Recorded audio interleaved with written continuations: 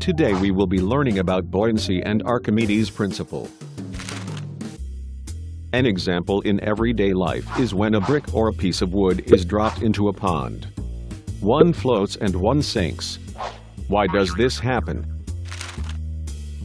What is different about the two objects?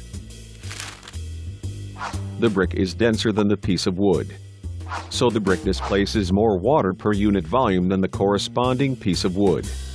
The brick also weighs more than the piece of wood, so has a greater downward force. When the brick is submerged in water, it feels an opposite force acting upward force called the upthrust.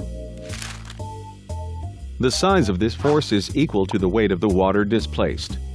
As the weight of the brick is greater than the weight of the water displaced, it will fall to the bottom of the pond. It will continue to fall until it reaches the bottom of the pond. Then the resultant force is zero. This is important when you are considering building a ship. If the weight of the submerged portion of the ship is greater than that of the weight of the water that is displaced, then you have a problem. The ship will sink as the weight force of the ship will be greater than the upthrust of the water that the ship displaces. You can see this principle in action when you see an iceberg. Water expands as it freezes, so ice has a greater volume than the liquid water does.